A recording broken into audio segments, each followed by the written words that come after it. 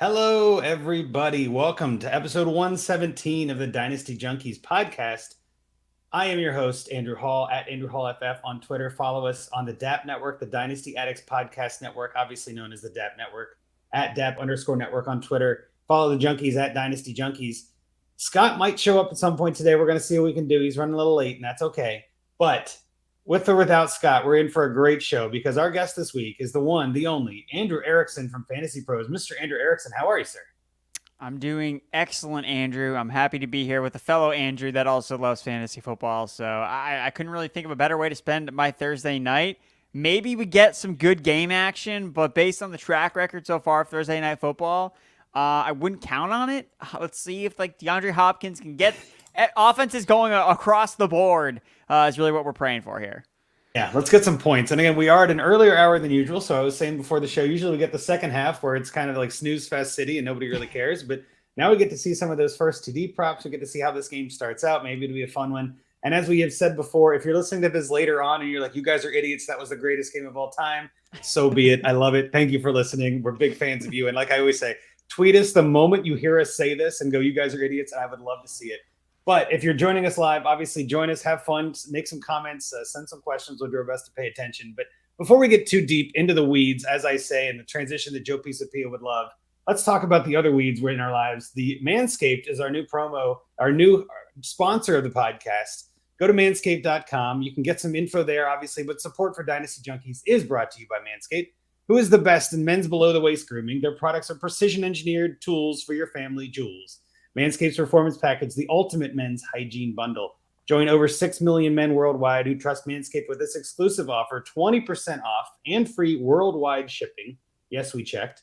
With the code JUNKIES at manscaped.com. So please, obviously, Andrew, I know you've heard the Manscaped read. I know you've heard Joe do it a bunch of times. Are you a Manscaped subscriber, a fan? Do you have their tools? Oh, I do. I definitely do. Got to keep the family jewels intact. You got to keep them tip-top shape. That's right. That's right. And again, it's it's the newest sponsor because it's the only sponsor, but at the same time, we don't mind being sellouts at all. It's the way to do this. And in all honesty, I can't believe this thing is so good. I've said this before, but it is one of the best trimmers I've ever seen.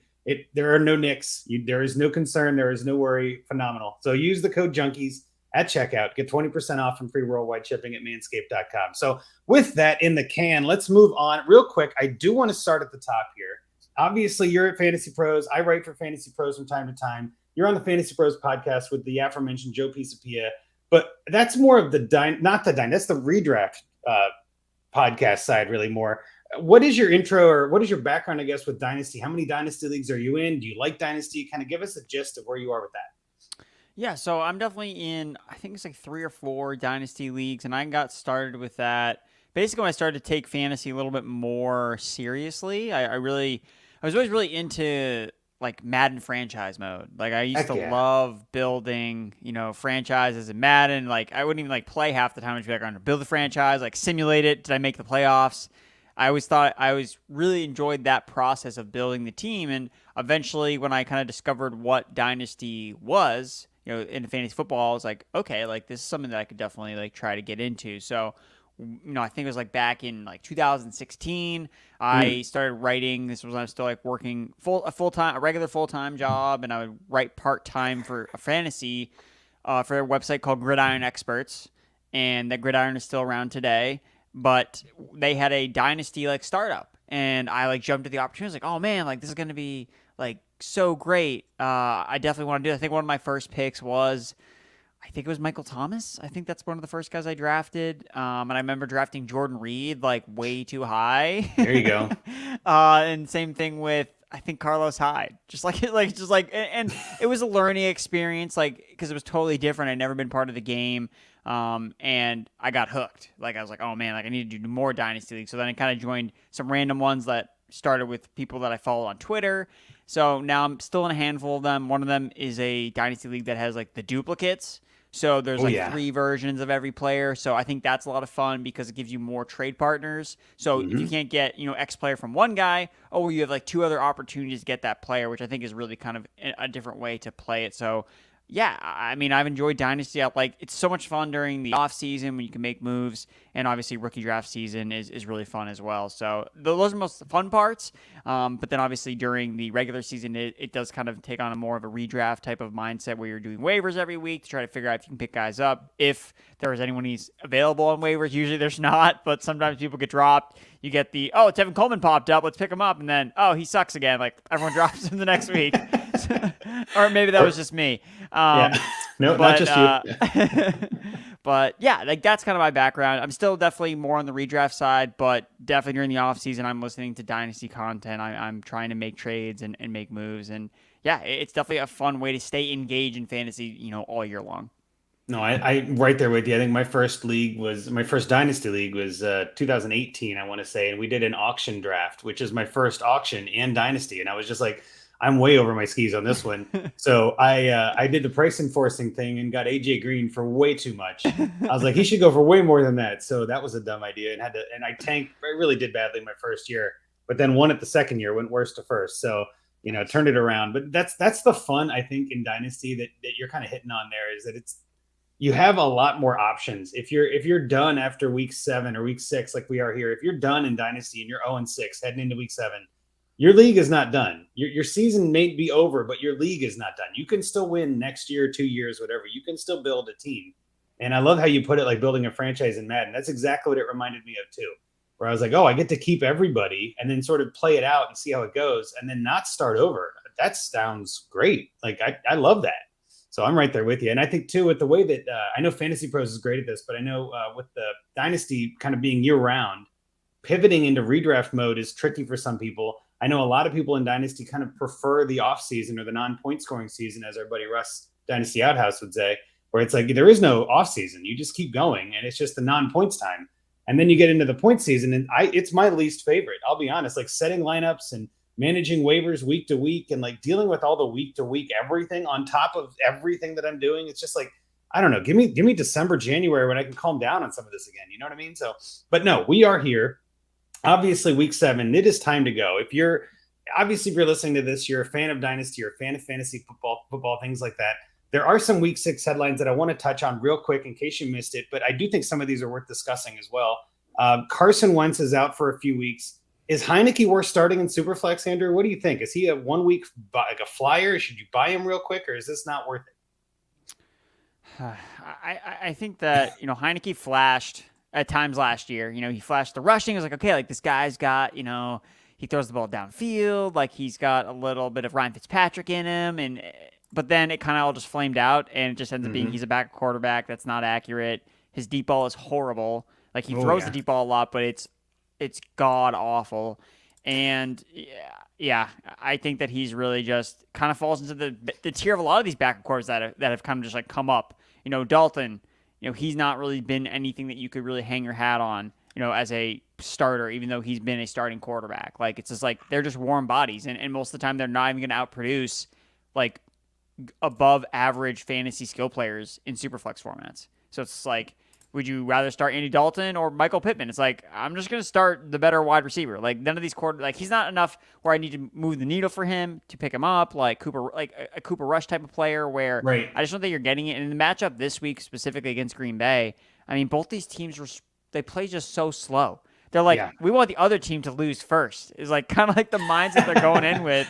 So it just seems like it's going to be a slog of a game. Maybe if Heineke was playing a better offense that would, really push the pace and be like, okay, like maybe we could see a little bit more, see him more off script. But I mean, if I'm Washington, what are they going to do? They want to feed Brian Robinson. Like that's what they've been wanting to do all year long. Like that's all they can talk about is try to feed Brian Robinson. So I think that's what they're going to do with the backup quarterback under center.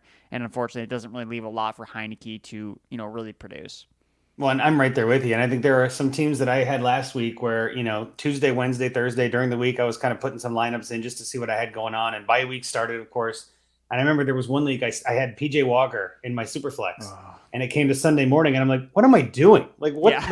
There's no reason for that. It's a Superflex. I can put another receiver in there. Like what? So like, I think sometimes we get so stuck in, quarterback upside and obviously PJ Walker has upside. He could have thrown 4 touchdowns to Christian McCaffrey. You never know. But odds are slim on that. Right? Instead, he threw for -1 air yards. Yes, and I think he had one of the worst weeks ever for fantasy. So I'm really glad I pulled him in that league. And there was another league where I'm tanking, and I started him, and I was happy for it. Right? I was like, Let's great. I don't want the go. points. So again, it depends, right? And I think you hit the nail on the head there. If you've got a guy like a Michael Pittman or even like a Terry McLaurin or something like that, that might be on that fringe of like, do we trust it this week with Taylor Heineke? I'd probably rather have Terry McLaurin than Taylor Heineke. I just think that it's too risky, and you hit the nail on the head too with that. That matchup's kind of brutal. Got a question here already, though, from Tater Wolf listening in. Bench Curtis Samuel. And that's a great question. Curtis Samuel's been the wide receiver one there in Washington, kind of. Are we benching Curtis Samuel, Andrew? What do you think? I look at it as, okay, so when I'm trying to bench a player, can this come back to bite me? And just based on what Curtis Samuel was doing, this season with Carson Wentz, like probably not. Like he's been the target leader on the offense every single week. So his targets are not going to increase with the new quarterback. Like at best, they're just going to stay the same. He'll lead the team in targets. But he's led the team in targets, and the production has been kind of meh.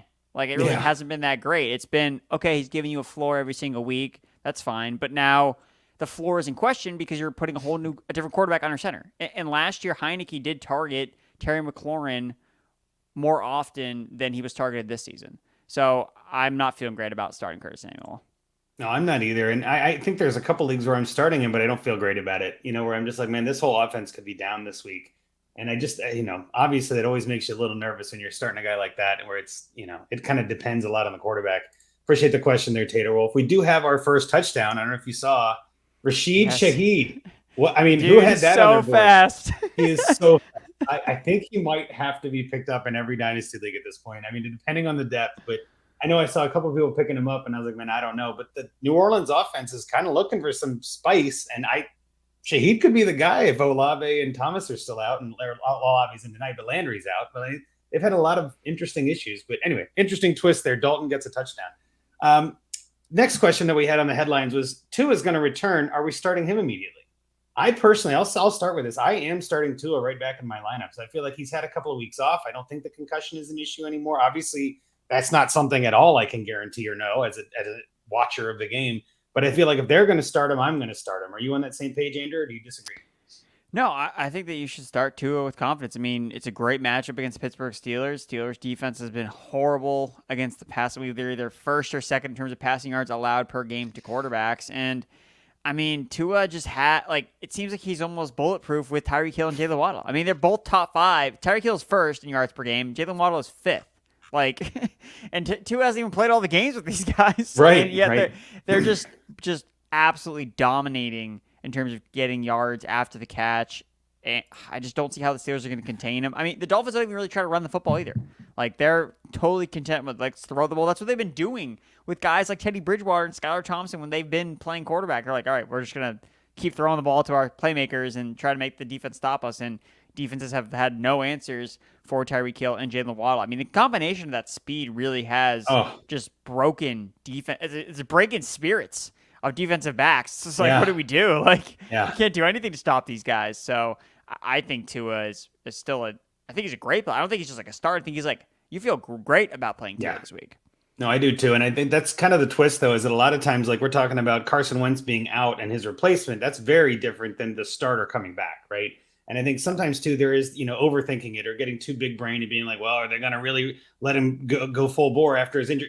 Just if they're starting him, I'm starting him. I'm not overthinking it. I think that you're exactly right, too. And the Dolphins they want to throw the ball. They got Tyreek and Waddle, which is just really manhandling every defensive coverage there is so far. Yeah, I'm launching Tua. I think he could be a top 10, if not higher, quarterback this week after we're all said and done. Last thing we'll talk about, which isn't really a headline, but I really wanted your opinion on this. But how are we doing with bye weeks? They're pretty annoying, right? Like, what the heck are these bye weeks about? We just started bye weeks. And I think next week, are there 4 teams on bye? And then is it week 8 that there aren't any? I feel like there's a week where there isn't any again. Like, we get a weird break. But I hate bye weeks. What is your stance on bye weeks, Andrew? Well, I will have to admit, as a content creator, they are a nice break in the usual work week because you write about less games. I know Matthew Freeman told us not to talk about that, but I can't lie to the people that it is kind of nice. Like, I only have to write up 13 games instead of 16. It's less studying. Et cetera. Yeah, it is less studying, and so I do appreciate that. But yeah, it's a pain. It's a pain in the butt when you're trying to roster your man. You're like, but especially like this week too. Like Eagles players, like, I mean, you could argue like the two best offenses, a lot of the great offenses, Vikings, Eagles, not really, but kind of Rams, the Buffalo Bills, like those are all on Yeah. bye, and you're like, There's some studs out you today. could have a legitimately so stacked team of good offenses and be like, well, week 6, it looks like week 7, I'm not winning this week. So whatever. I mean, maybe it's a week off. You just like, whatever. I'm going to start all these bench guys, start no one if I don't have to, and just take the L and move on to week 8. Something I do like about bye weeks in Dynasty is finding that team that's like 4-3 or 3-3 right now, right? Kind of in the middle that had Josh Allen go on a bye and be like, hey, Taylor Heineke, you want a quarterback? I'll give you a quarterback and try to sell him for a third. It's the most you're ever going to get for him. So I do kind of like that. And there are some variations when you're in leagues. I will agree with you too. As a content creator myself, it is nice to not have as many names, but sometimes it's like, man, I really wish I had someone on my bench I could start here. Cause like I was saying before the show, there's one league I'm starting Michael Carter and Zamir White on my 2 running back slots. Like just all of my running backs are out. It's just not my week. So like I said, take the L. That's okay. Everybody's dealing with it, right? There are teams I'm playing that are having the same problem. So I really can't hate it too much. Yeah. It just throws that wrench in the mix when we're already dealing with injuries. And I feel like this is week 7, but it feels like it should be week 3. Like this season is flying. Like we're almost halfway through, right? And with that as the pivot, I guess we are at about the halfway point of most seasons. With this week, some leagues are still doing 13. Some have moved up to 14. Some are still, Scott Fishbowl, I think, is 11 weeks for the regular season because there's so many teams. But I wanted to make sure we at least hit on this again because I think this is something that is almost an evergreen topic. But trade targets in Dynasty are something we always talk about. Waivers are pretty thin. So there really aren't a whole lot of options for picking up players off of waivers, at least at start. And you might pick up some flash, stash candidates, things like that.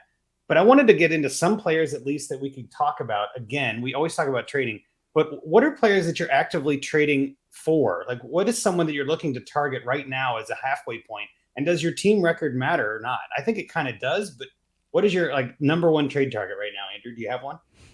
So it's funny because the trade targets that you want in Dynasty are the players that are just buried right now in redraft. Those are the types of players I'm looking at. And, the first guys that kind of come to mind, I'll say one at running back and one at receiver.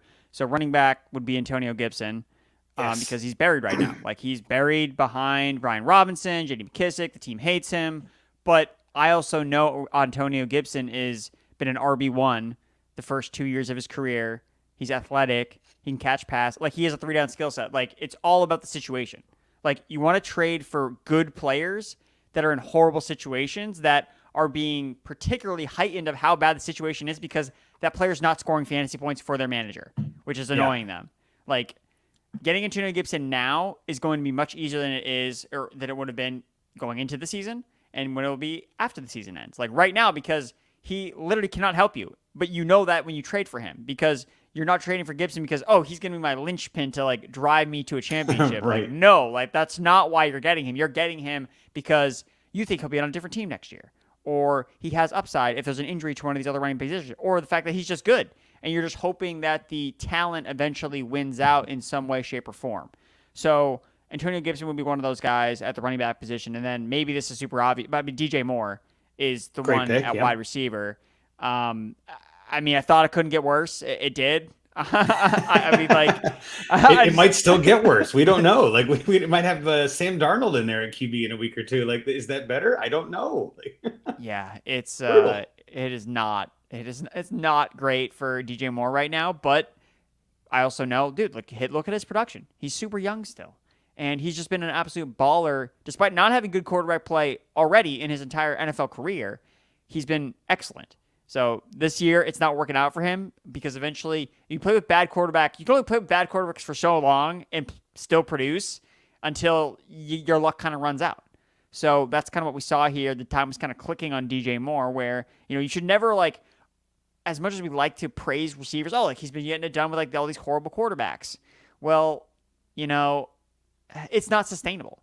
It's not something you want to keep betting on. You want to bet on the connection of a good quarterback and a good receiver connecting. So DJ Moore, I don't know if he'll get traded. It's weird with the contract, but we see teams, we've seen players. I mean, Robbie Anderson, hey, he got his way out of Carolina. Clearly, there's a path. There's a method to the madness of getting out of certain places if you really want to. Now, DJ Moore doesn't really seem like that kind of guy, like a vocal player that's going to force his way out like Robbie Anderson.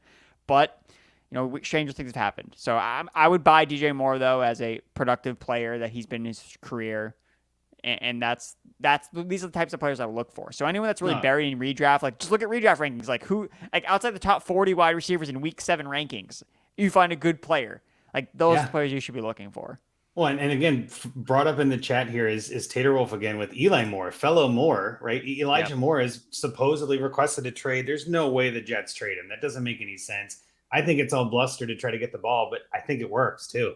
I think Elijah Moore is one of those players that has been very frustrating in Dynasty, putting up some close to goose eggs, and then I believe it was a solid goose egg last week, where it's like, man, if his manager is riding high and winning, it's in spite of Elijah Moore. And I think there's a chance that you could get him off of that roster for cheaper than you could have at the beginning of the season, like you mentioned before. So Elijah Moore, I think, is a good one for me too, just because of the whole kerfuffle that he's causing on his team, right?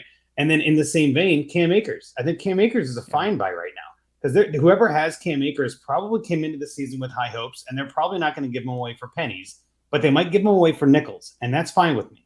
Like there's still, you don't have to pay bare bottom basement. He's not going to get cut. I would be shocked if a dynasty manager is cutting Cam Akers. But I do think wherever Cam goes, and it's not an if, but a when ever Cam goes, he will play harder than he's ever played. And I think right now we're seeing the Cardinals as a team that could really use a running back.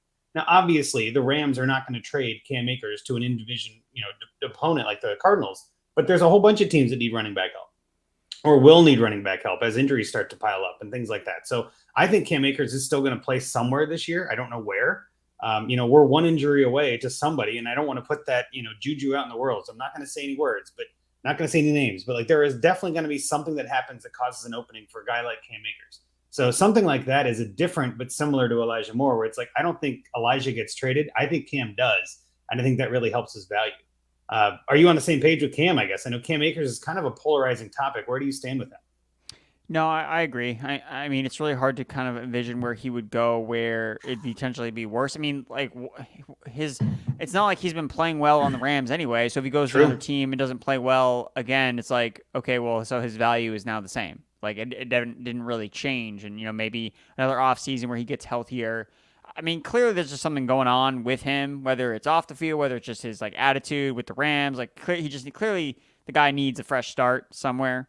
That's not in Los Angeles.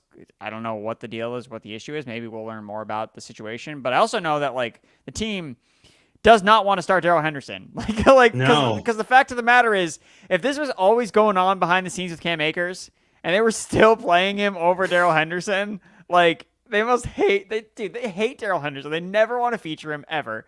And even last week when he got the start, it was way different than in week one. They were featuring like Malcolm Brown. I mean, they had some dude I'd never heard of in my entire life, Ronnie Rivers or something like in the backfield. Like literally never heard of this player in my entire life. Who is this guy? And he's on the field because Darrell Henderson's their best running back for right now. So if I had Darrell Henderson, I would be trying to ship him off ASAP to anyone that thinks that he's the RB1 for the season or whatever, because that's not going to happen. So, I was just going to say, like, who is someone you're trying to get rid of? And I think Henderson's a prime candidate for that exact reason. And I think Cam Akers really pissed off somebody at the Rams organization. But what did Henderson do? Like, you know what I mean? Like, they're keeping him and not playing him. That whole offense confuses me right now. That they should be good, but my goodness, they are not good. The Rams are terrible. Another player I think I would be targeting in a trade and like to receive would be T. Higgins. And obviously, he had a pretty good game this week, so you might not be able to get the discount on him anymore. But he had the ankle injury. He had some, 2 weeks where he was like below 5 PPR points, which is pretty brutal for a guy like that. And we actually have a question in the chat, which we'll bring up because it's talking about a lot of these guys. But a 1 QB trade, half PPR, DJ Moore and a mid-23 first or T. Higgins. Which one you got there, Andrew? It's a toughie. DJ Moore and a mid-23 first or T. Higgins. So here, I'll start what you think then. So DJ Moore and a first. Oh, DJ Moore and a first. Okay, I was like, or wait, is it DJ Moore? Higgins.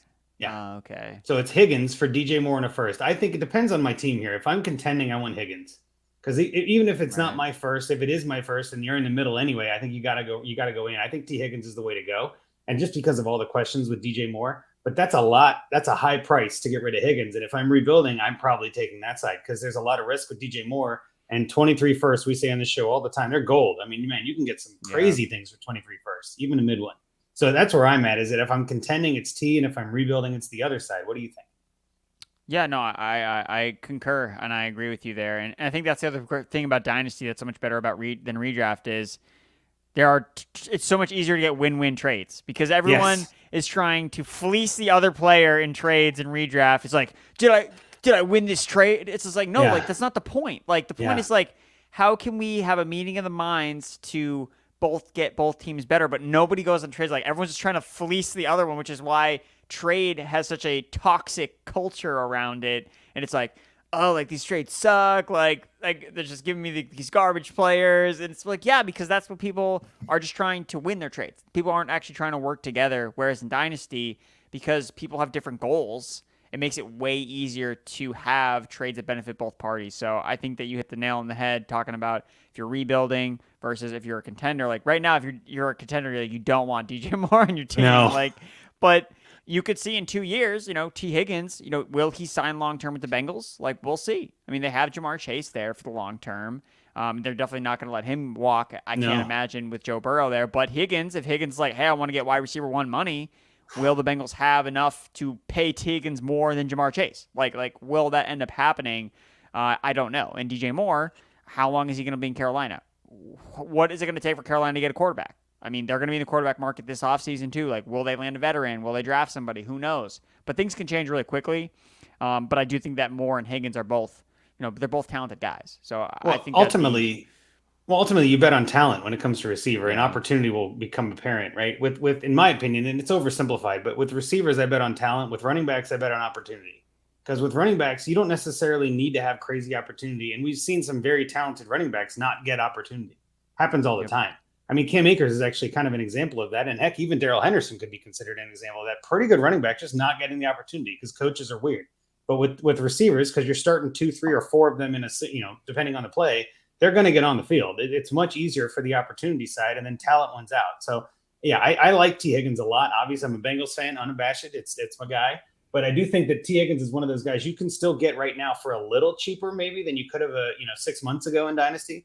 And again, to bring a point to it, also redraft trades are really tough. And I've been in a redraft league for 20 years, and it's always about winning the trade. And it's somebody always ends up getting kind of feeling a little bit like the loser, and then it kind of causes trades to slow down. Once that happens, the whole rest of the league is like, well, I don't want to be looked at like I lost the trade, or like I don't want to get disrespected or whatever. So it gets tough. And I think with a lot of the leagues out there now, and with everybody on Twitter, like you said, everybody's like, did I win the trade? It's like, no, I don't know. Like, and then I get people, I'm sure you get it too. I get people tagging me and stuff, or sending me DMs that are like, should I make this trade? And my first thing is always add more context. Give me more info. I can't tell you in a vacuum. That makes no sense. Give me more info on your team, which we'll get into later with Find Me a Trade. But the point of it is, you can't just say like, well, yeah, you won the trade because of this. There's no way to know that. Is your team rebuilding? Then you did a bad thing sending away a first. You didn't win the trade. That was a bad move if you're rebuilding. Like all that context comes into play. And we talk about that a lot on the show. Trades are a big thing. And timing, as I always say, timing is everything, right? So there is one last question before we head into Listener League updates. And it's from our friend Joe Pisapia. He said, what is Joe Pisapia really like to work with? And I'm curious if you know the answer to that. I mean, he's just like he sounds like on the podcast. He I know. is energetic, upbeat, optimistic, and just a fun guy to be around. Like, absolutely love Joe. Brings a lot of energy. Not as much energy as I do to the podcast, but he brings the energy. Well, you are Big Pod Energy. That's right. I am Big Pod Energy, so that's how it goes. Clearly, I have to bring the majority of energy. But Joe is just he's a great coworker and a great friend, and I couldn't feel better about who I get to work with on a day-to-day basis than a guy like Joe Pisapia and all the staff at Fantasy Pros, whether it's Debro, Pat Fitzmaurice, Friedman, all those guys, just having a great time with them. Yeah, it's a great team. We've had Joe on a couple of times, and spoiler alert, we'll have him back on in November here sometime real soon. So we'll get to talk to Joe, and I'll ask him the same question about you, and I'm sure he'll say you have a ton of energy. Like, that's the way it goes. I love Andrew. I love my my long lost son. Is what he'll probably say, something along the lines of. He's consistently consistent, that guy. Gotta love him. All right, so we're going to pivot into our next segment here, and this is just a brief one that we do. I like updating it because I think it's kind of fun. We have some listener leagues that we're in. The hosts are on some teams. We've got Dynasty Junkies 1 and 2. So real quickly here, Dynasty Junkies 1, we had double headers this week, which was always fun when you get double headers. Rocky and I won against God Hates Jags and Jerry Shea. Both of those guys put up a fight, but nope, couldn't take us down. We ended up having the high score. It was pretty awesome. Scott won in a close one with Funky Bunch, but lost against Mikey McHugh, which again, I love when double headers and you're like, well, I'm in the middle. I won and lost. All right. That's like a draw in soccer. You're like, oh, it's kind of good, but not great. But for our high score, we had Lamar and Brees, but pretty much a balanced team this week with everybody scoring over 10 points. I love when that happens, when it just all the cards fall into place, which means this week we'll probably get low score because that's how it goes. But Rocky and I are now 9-0 with some of the double headers we've had now. Gators Bitches is second at 7-2. Funky Bunch in third at 5-4 due to points. There's a bunch of teams there in the middle. So it's a very balanced league. It's a lot of fun, and I'm really glad that we're in it. Dynasty Junkies 2, the second league that we started this year, both host teams lost. So me and Bobby lost, which is pretty normal for our team. We're not doing great this year. And then Rocky and Scott lost as well. Find Me a Team Name, which is run by Steve Munger, had the high score, led by Josh Allen, Brandon Ayuk, and Mike Gesicki, which was terrific. But he also started Madison, who had 0.3 points, and Noah Brown, who got 2, and still got high points. That's how much Josh Allen is really wrecking dynasty teams right now. And I know in DJ1, we won with Lamar. I mean, like those quarterbacks are just studs. So love giving the updates on the Listener League. If you guys want to get in one, pay attention. We might be starting a third one in the next 5 to 10 years. Hard to say, but we're all in a lot of leagues. I know Rocky's in a ton of leagues, so that's all kind of fun. But yeah, so feel free to keep paying attention. We might be joining another one here, and if you want to join in, obviously you got to listen to get in there. So next, we're going to pivot to our Find Me a Trade segment, and I got to be honest, this is my favorite thing that we do. I think it's very unique. I think it's very different. There's a lot of podcasts out there like we do too. We talked about trades for 5-10 minutes there already. But let's go find a trade. Let's go actually find a trade that matters in this league. So it's submitted by Dan Turner at Eagle Dan FF. It's a flea flicker league. The name of the league is Super Smash Dynasty League, and his team is the Slim Reapers. It's a 12-team, 1 QB PPR, no tight end premium, which again is kind of like a lot of home leagues out there. I feel like most home leagues are still kind of in that 1 QB world, trying to get to super flex, but not quite. And then no tight end premium, because that's really more of like an advanced thing that a lot of us do when we get kind of addicted and hooked. So this is a little bit more of like your standard league, maybe, with still being PPR, thank goodness. But it is 1 QB, 2 running backs, 2 receivers, tight end, 3 flex, a kicker, and a defense. Before we go any further, Andrew, what are your thoughts on kickers and defenses in Dynasty? Are you pro or con? You find the love? What do you think? I'm pretty mixed. I mean, I think that it's like if you have Justin Tucker, you're probably like, yeah, I love kickers in Dynasty. Right. Like you're probably like, this is the best. I preferred the IDP actually for Dynasty in terms of defensive players. I think that's a little bit more intriguing because you actually can do more research with rookies, and you can actually they drafted Aiden Hutchinson. Like, who is that guy? Like, oh, okay, like this is someone I can actually use in Dynasty. So I think that it helps expand the rookie class a little bit more and keeps defensive players more relevant. So I like that aspect of it. Kickers, I could do either or. I don't really care. Like, I'm never going to prioritize them unless I have a guy like Justin Tucker, and basically I would just drop someone and pick someone else up every single week to just kind of stream the position even in a dynasty format. Well, I know Linda out there, Lindellians, obviously on Twitter, is a big kicker proponent. And I like kicker in redraft, but I don't like it in dynasty because you don't have – there's no trades. Like, kickers are either streaming or you have Tucker. And it's just like, I hated having a kicker in dynasty because then I had like one on my roster and I was like, what am I doing? Like, why do I even have this one? Like, this doesn't make any sense. But we have done some IDP leagues before for Find Me a Trade, and they are significantly harder. And we are not IDP experts. So I always tell people, like, take my IDP advice with a big grain of salt because I'm doing the best I can. But it's just not the format for me. I love that it exists, and I want it to get bigger. It's just not one that I find entertaining. But again, everybody has their thing. If you like defense, man, IDP is by far the way to go. So back to Dan's team here. So he sent his team in. He said he's a contender, but just at the cusp and can't get over the hump. I kind of see why. Let's go through his roster and kind of talk about this because I think he's got some interesting pieces. Again, remember, 1 QB, so you don't need to be stacked at quarterback, but he's got Davis Mills, Zach Wilson, and the aforementioned Taylor Heineke. I mean, okay, in Dynasty, I don't hate it. Davis Mills is probably your starter. If you're a fan of Zach Wilson, maybe you start him, but I'd probably go Mills. Running back, he's got Damian Pierce, which again, huge rookie out of nowhere. Kenneth Walker blowing up. Eno Benjamin is playing tonight. I guess that's something. Deion Jackson dominated last week. Kenneth Gainwell, Deonta Foreman, Keontae Ingram, again, playing tonight. Got to love it. Jerome Ford, who is on IR. And I think that's it for running back. Yeah, that's pretty solid, though. I don't mind that running back group. Receiver, he's got Michael Pittman, T. Higgins, Alec Pierce, Devonta Smith, Gabe Davis, Isaiah McKenzie, Braxton Berrios, De'Ami Brown, Khalil Shakir, Quez Watkins, KJ Hamler, Kyle Phillips, and Jamison Williams, along with Bo Melton. But like, what a receiver group! Like, there are a ton of good names in here. I think he's got, I don't know, 6, maybe 7 startable receivers if you consider De'Ami Brown a receiver you would start, and obviously Jamison on IR coming off that. So tight wide receiver group. Like that a lot. And then at tight end, he's got Zach Ertz, Cole Kmet, Jake Ferguson, Isaiah Likely, and then kickers and defenses I won't bother getting into. But if you want to hear more, you can. But the point is, Zach Ertz, tight end, Cole Kmet at tight end, not bad at tight end there, right? So I just real quick, what was your first thought when you saw this team, Andrew? Do you think he is a contender? Do you think he's right? I mean, I feel good that he has like these staples with these young running backs. Like, it's one of these things where it's like you just play them, you don't worry about anything else, and you just load up your receivers at flex. Like, I think that's really like the winning formula is you get like 2 running backs that you just start every week. That's all you do.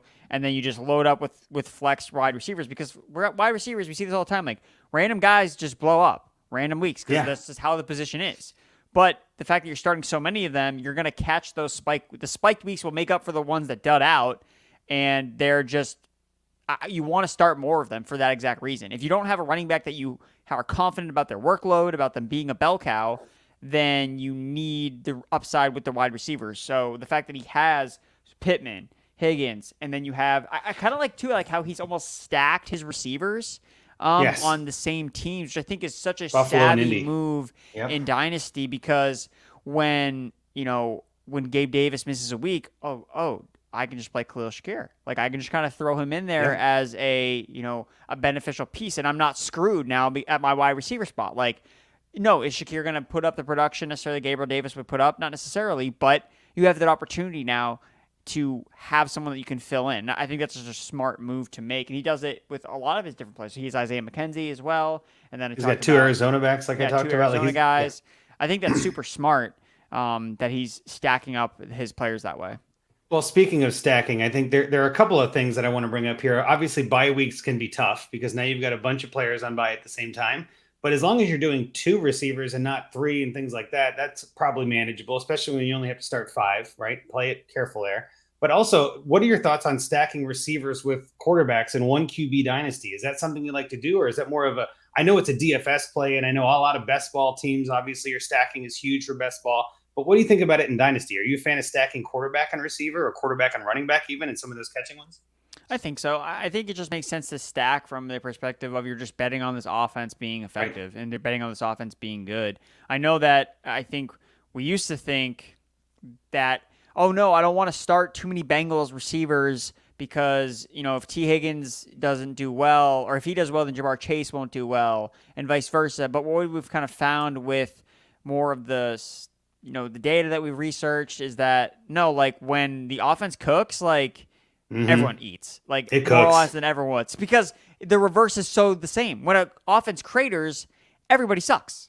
Like, and that is something that we're all aware of, but we don't necessarily buy into it as much as like, oh, well, only one receiver can eat this week. It's like, no, not necessarily, because if this offense is working and passing effectively, then chances are both players are producing. And it doesn't necessarily mean that, okay, this guy is putting his 100th percentile outcome, the other guy is hitting his 70th percentile, 80th percentile outcome, but that's still really good. Like, that's still part of it. So when people always ask me, like, oh, should I trade away Joe Mixon because I have Jamar Chase? Or should I trade away T. Higgins because I have Joe Mixon?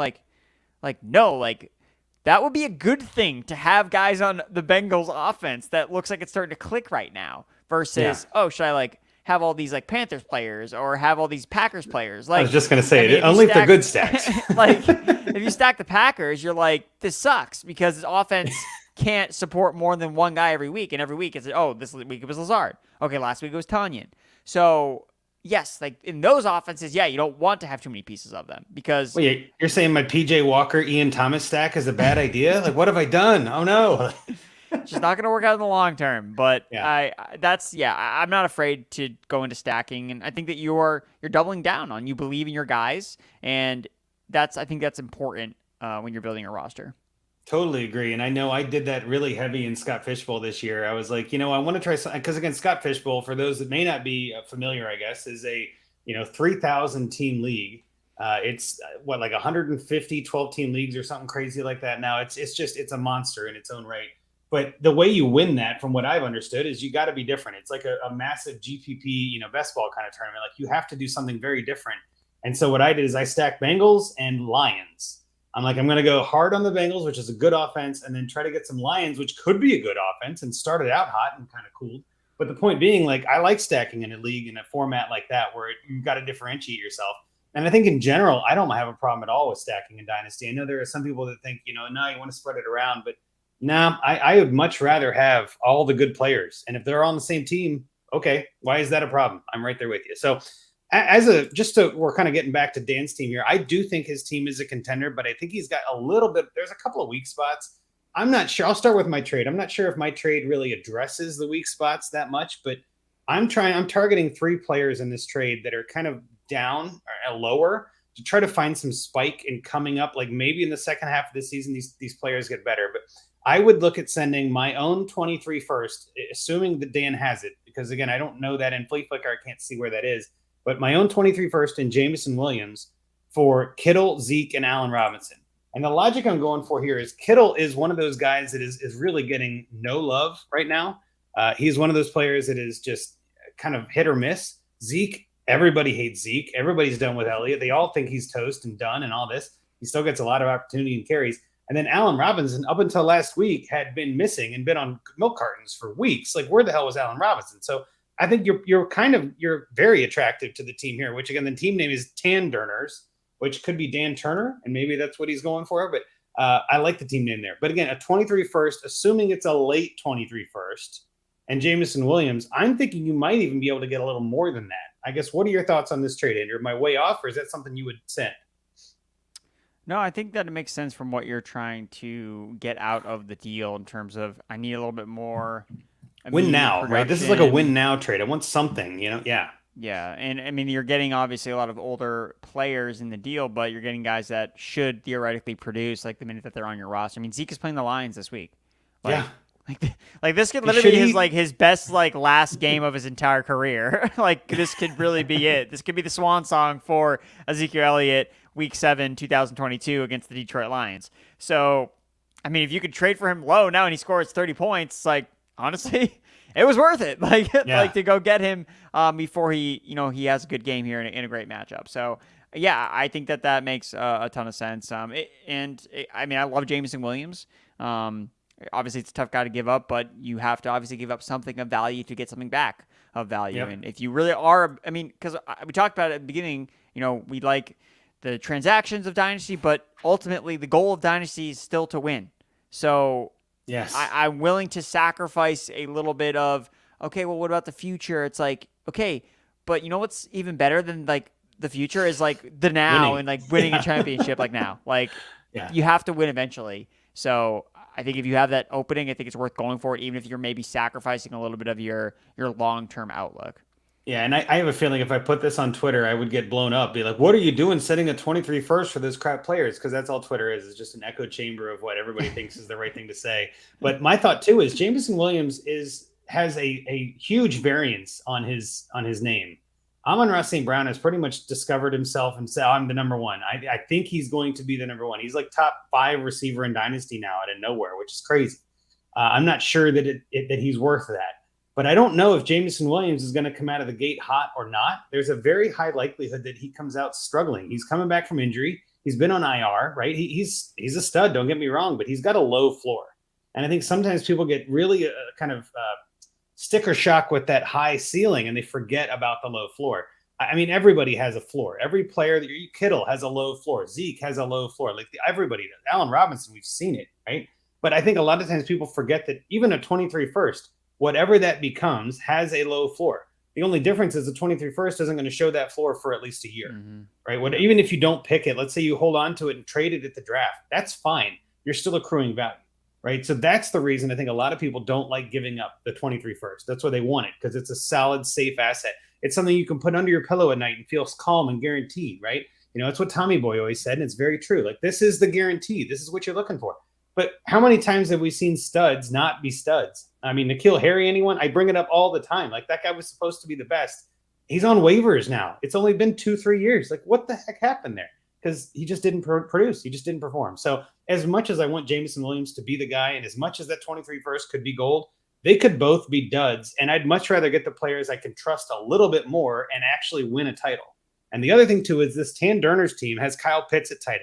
He doesn't need George Kittle, so he might be willing to let Kittle go for less, right? And like I said before, with Allen Robinson, I almost guarantee he's willing to get rid of Allen Robinson. I don't think anybody's worried about that. When it comes to Zeke, he's a little bit light at running back, but if I'm this team, I might be looking at, let's just pivot, and I don't want running backs. If I'm rebuilding, running back is the least of my concerns. I do not want a running back on a rebuilding team. Get rid of all of them. There's no point. They're just going to get hurt, or they're going to decrease in value. They're like a brand new car. As soon as you drive it off the lot, it depreciates. Don't want them. I'd rather start Boston Scott and Keontae Ingram on a rebuilding team, right? Like Zamir White. Like I said, like, why not? I don't want to risk it. So I think there's a chance it happens, but I think it might still be a little bit much. But that's okay. That's okay. But let's pivot into yours, and then we'll get into Scott's, even though he's not here. I want to read his because he's got some options here. But what was your trade, Andrew?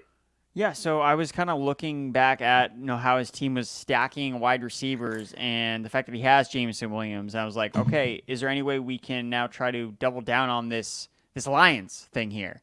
So I'm proposing to package away Gabe Davis, Isaiah McKenzie, Devonta Smith for some running backs that I think are undervalued right now, but were both RB1s last year in Cordero Patterson and James Robinson.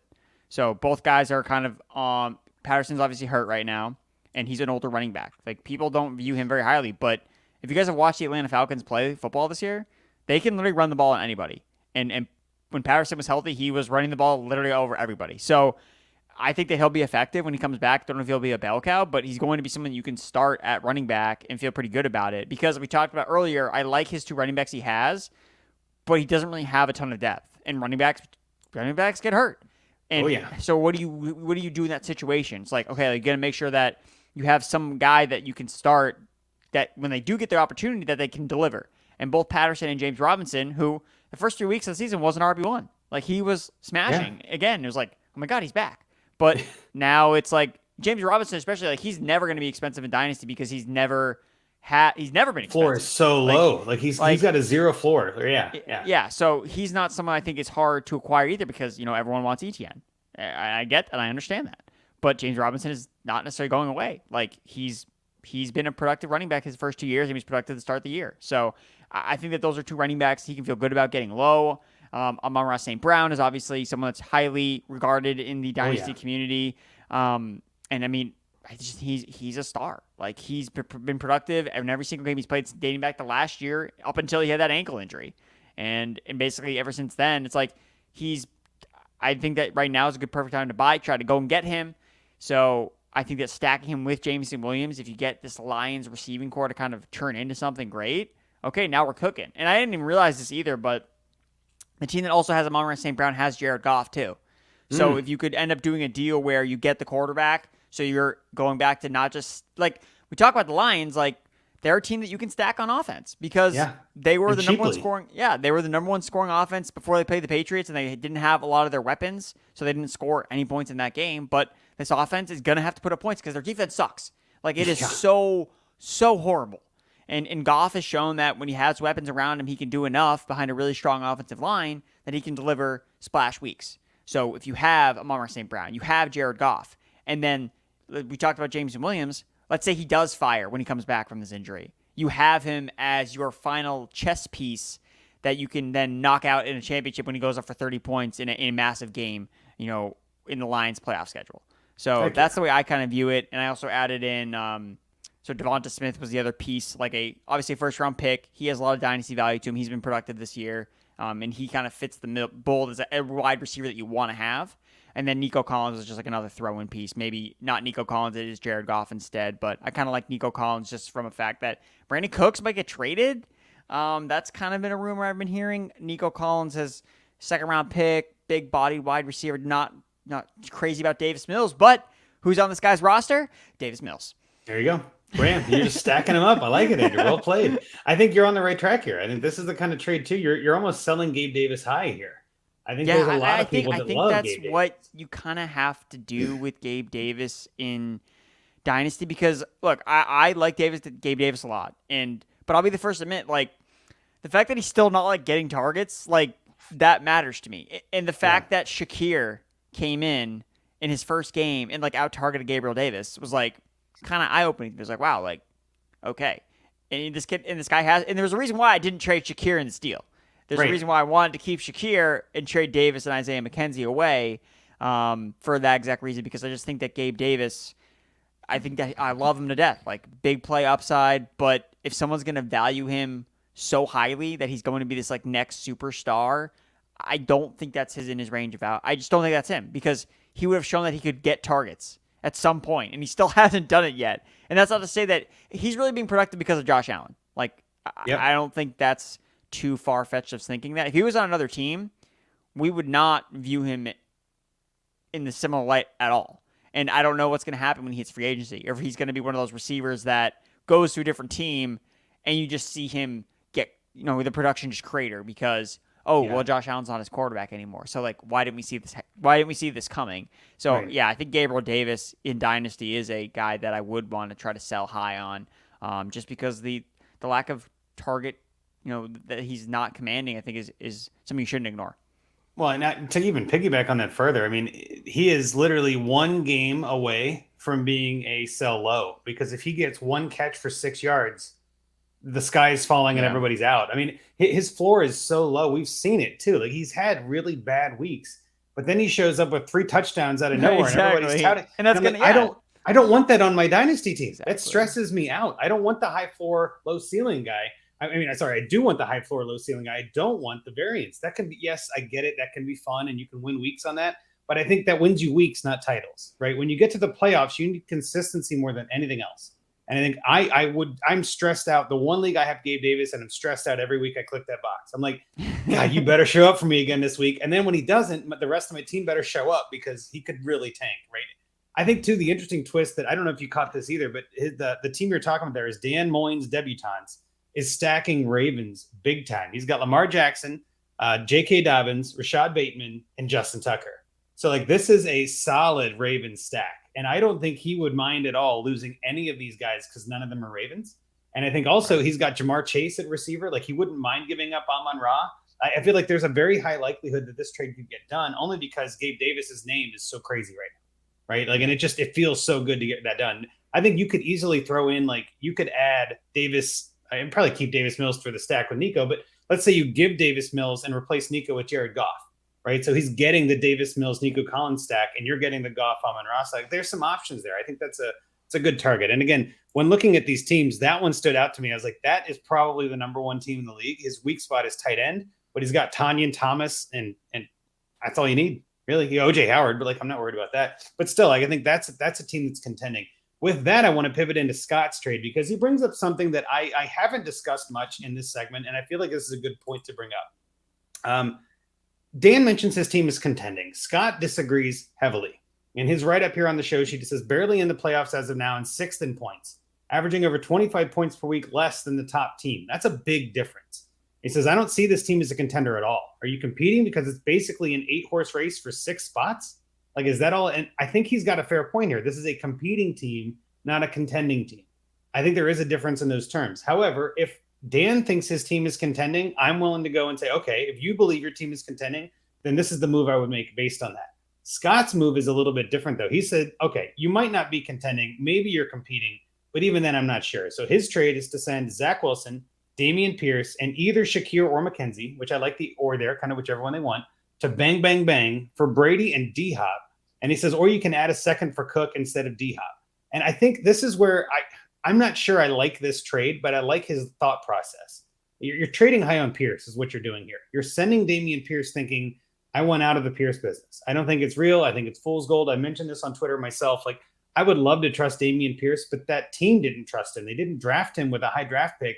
They could very easily get Bijan Robinson this year, and Pierce is trash. You know what I mean? Like, we just don't know.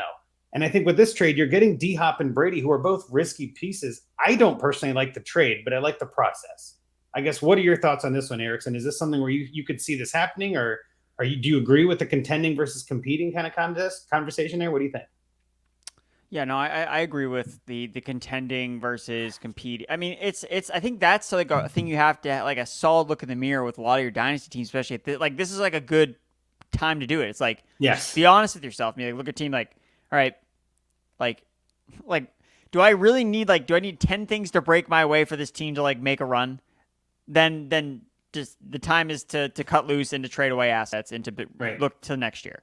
Because not only will it just give you peace of mind because you don't care how the team is doing because you're not trying to win for this particular year, but it can help you focus on your other teams that you are trying to build for victory. Because we're all playing a lot of dynasty leagues, and I mean, looking for trades, and I'm so glad that this is an exercise you do on your show. It just makes it so much easier because we had I looked at this roster, this league for 30, 45 minutes trying to all right, I got to bring something good and something valuable to this show. I can't just show up and be because trades take a lot of mental capacity to try to come up with, and a lot goes into it. And that's part of the reason why, again, going back to the trade, culture, is that a lot of people are I'll just send out this lazy trade that is one-sided and that's easy on my brain. I don't have to really think it through. I don't need to go through their roster to see what they need. It's because people want that, quick, they want to do things fast. They want that endorphin hit of winning the trade. Yeah, exactly. Yeah. So I think that going back to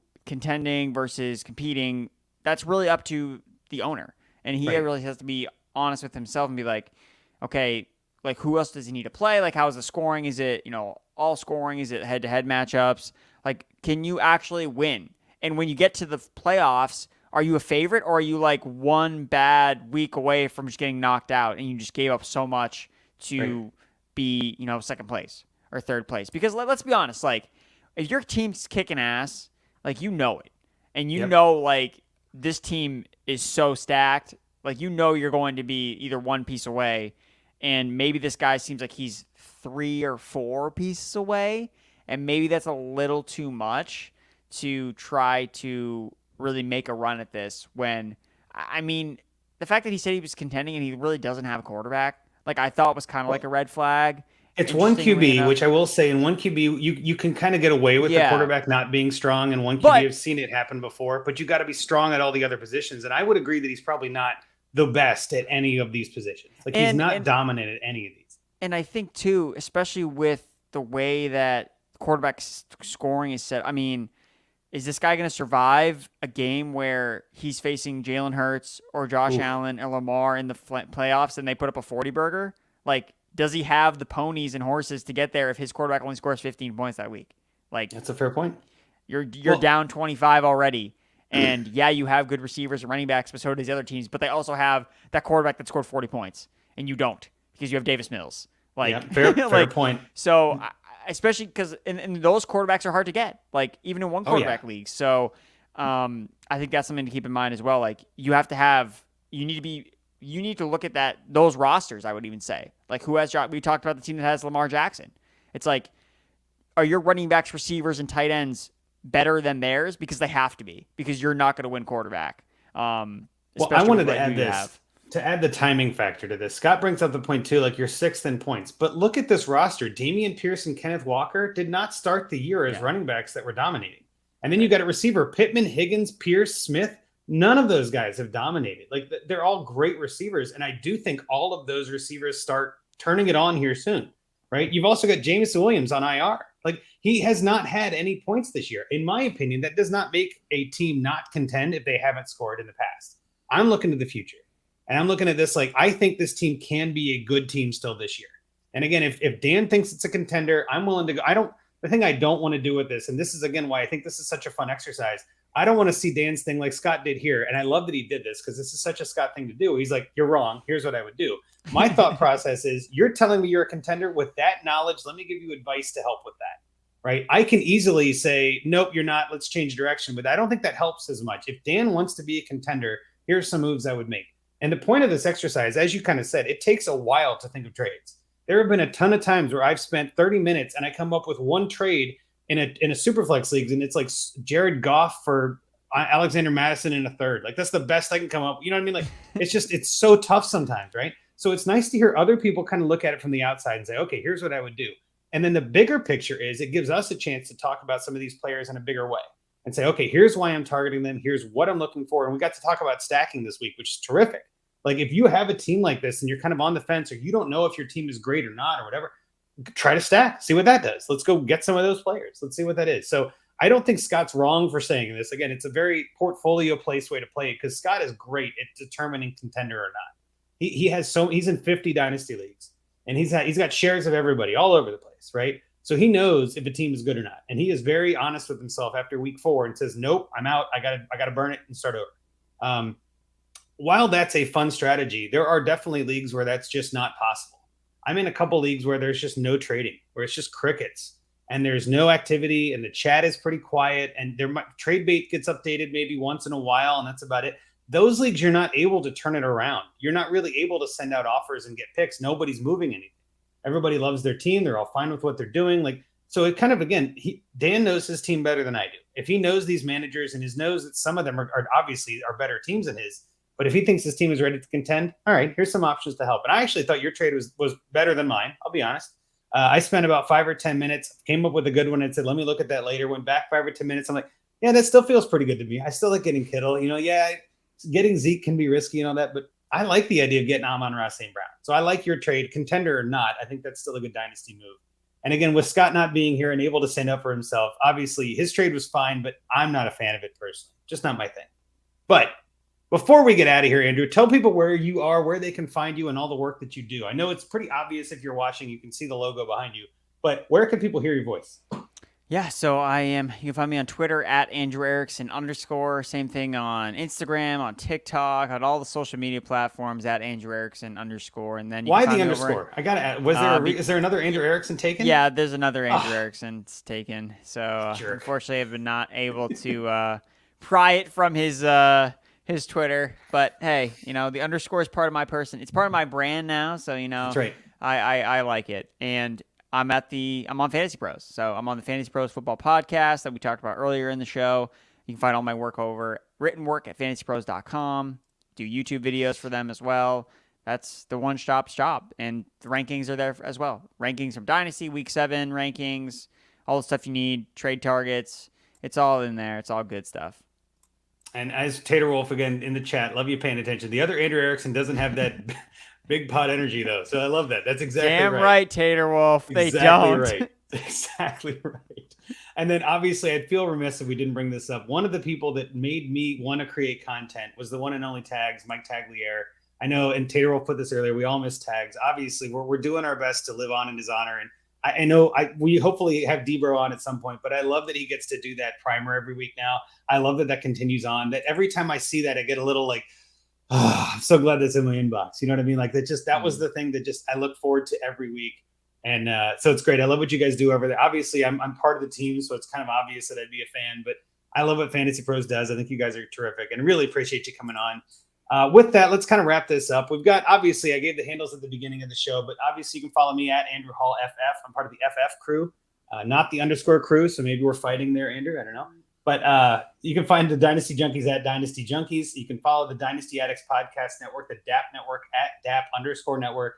None of the other hosts get their handles read tonight because they weren't on the show.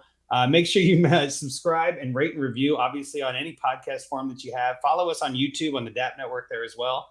And obviously, shout out to all the guys in the chat. Tater Wolf, of course, thanks for hanging out with us the whole time. We had another question from, I think it was SU was the question in there, a couple others in there. And again, we're at 14-6, heading close to the middle of the second half here. This is the second quarter. This is great. I get to watch the end of this game for a change. And if anybody out there is listening and hated what we had to say, don't tell us. But if you loved it, tweet at us. We'd love to hear it. So again, Andrew, thank you so much for the Junkies for coming on tonight. We really appreciate you. And everybody else, Junkies out.